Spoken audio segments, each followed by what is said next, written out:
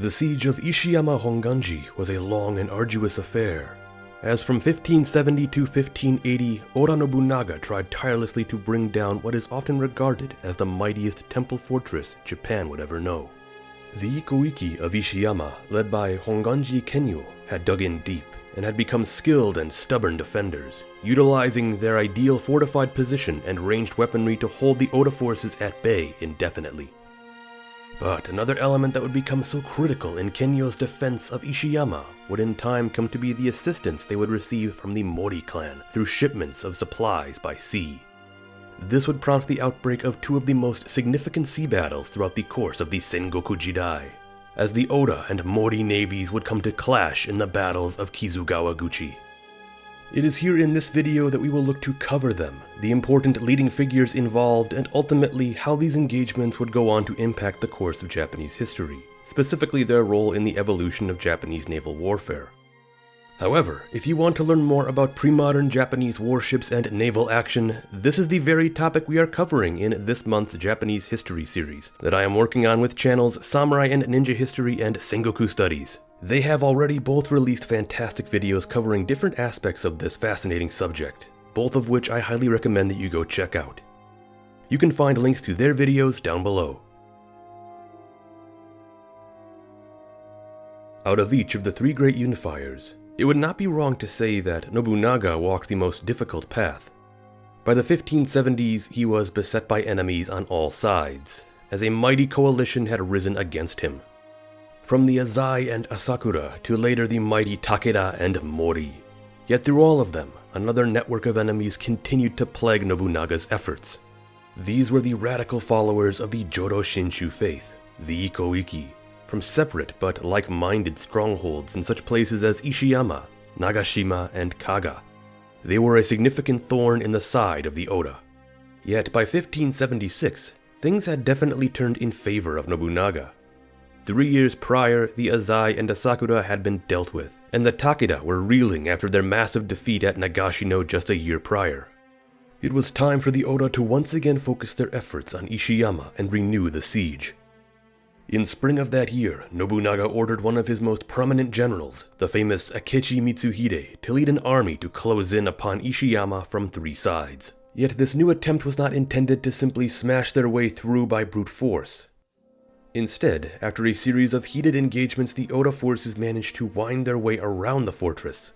It is here Nobunaga enacted his strategy, building 4 defensive installations around Ishiyama to put a complete stranglehold on it.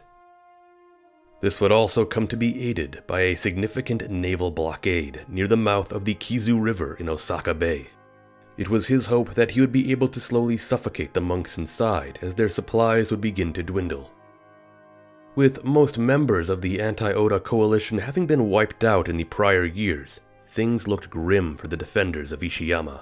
This eventually prompted calls for aid to the Mori. The Mori clan of the west had grown to be the mightiest power in the Chugoku region and clearly the last major threat to Nobunaga's dominance.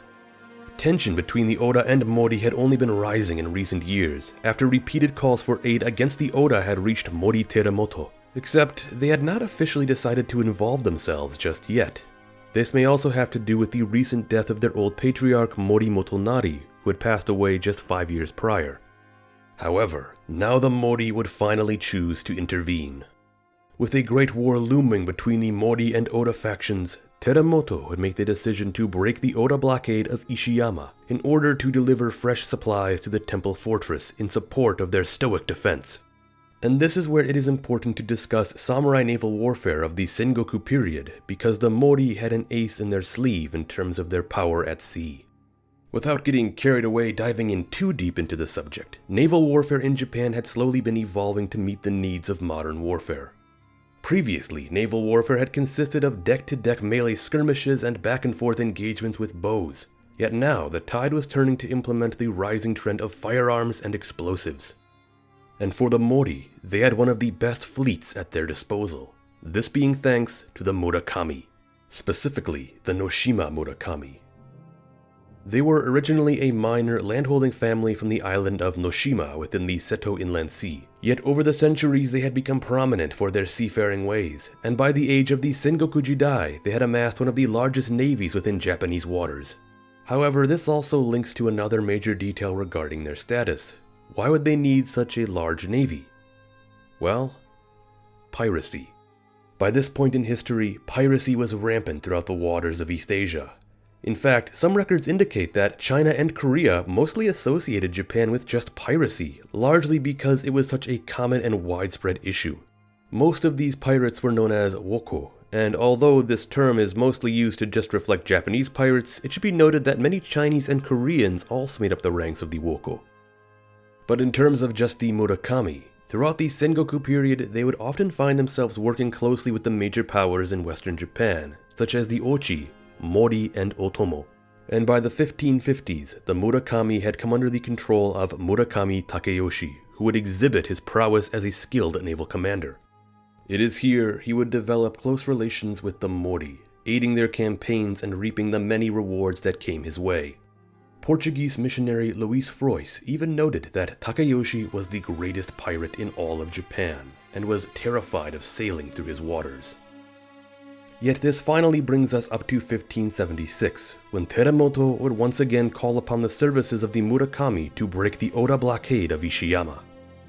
Here, the Murakami Navy, aided by additional vessels from the Kojima, Nomi, and other naval forces would amass to smash the Oda fleet. Estimates put the Allied naval forces at somewhere around 700 ships, as opposed to the Oda, which are believed to perhaps only have some 300.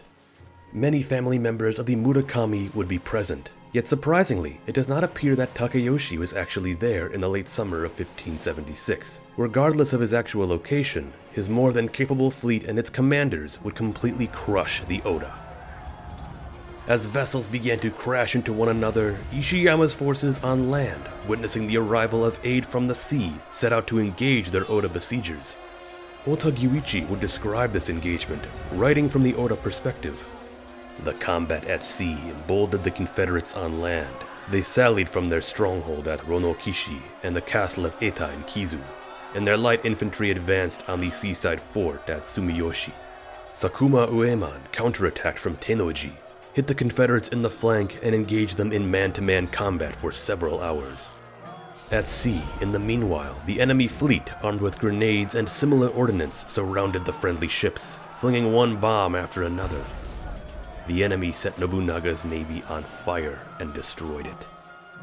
With the Oda navy crushed and many of its leaders becoming casualties, the way was clear for the Allied navy to make landfall and begin delivering aid. Nobunaga's plans to suffocate Ishiyama were thwarted, and it would continue to stubbornly resist his attempts to bring it down. However, what this first battle at Kizugawaguchi did was illustrate that real victory over Ishiyama would not be won on land, but instead by sea. This would prompt Nobunaga to invest into innovative new ship technology designed to counter the forces of the Mori's naval allies. For roughly 2 more years, the sea lanes to Ishiyama would remain open, allowing the defenders of Ishiyama to continually receive shipments of aid, until finally, in 1578, the Oda Navy would return. Nobunaga had ordered Kuki Yoshitaka, one of his vassal lords and another significant naval commander, to construct new state-of-the-art vessels.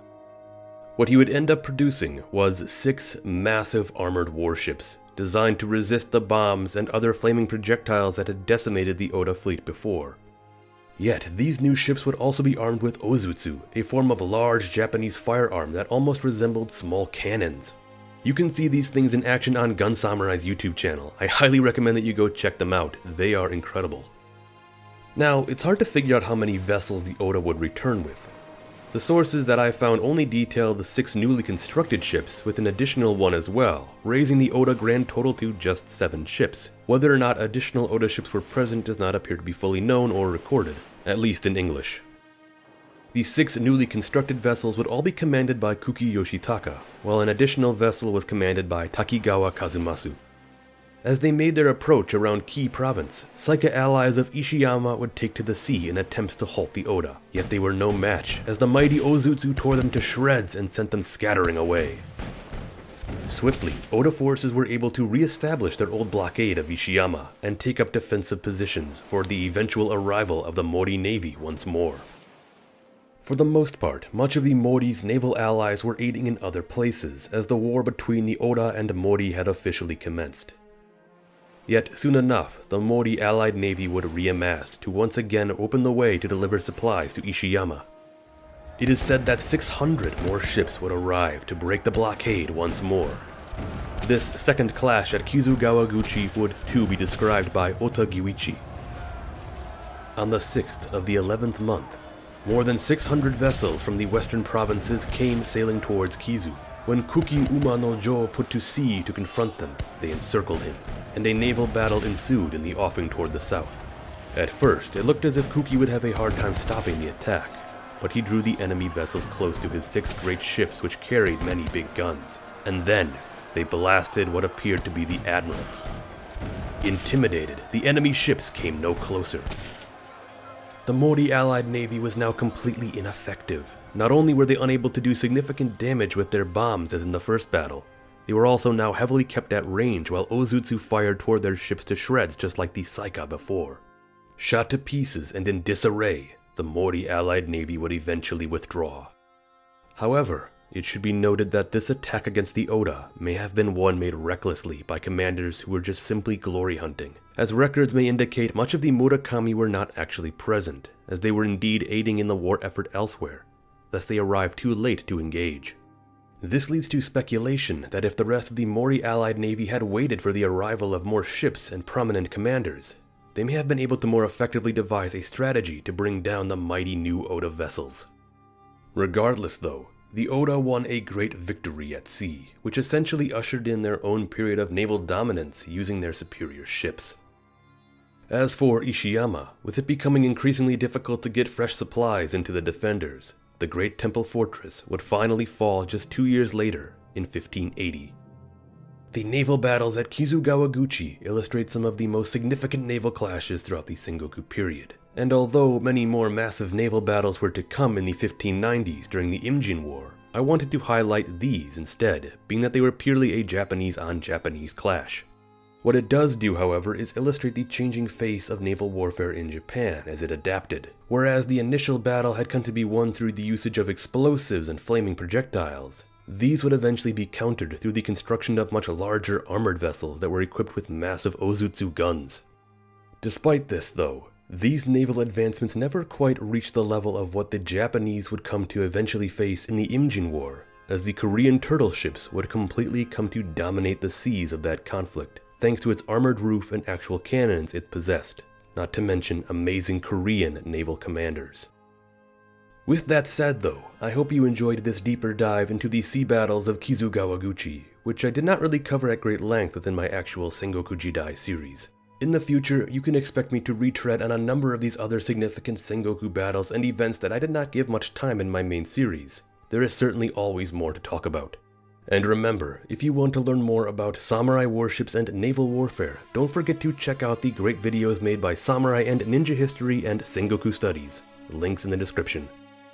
But for this one, thank you for watching, and don't forget to like, subscribe, and ring that notification bell if you enjoyed this video and found it to be most informative.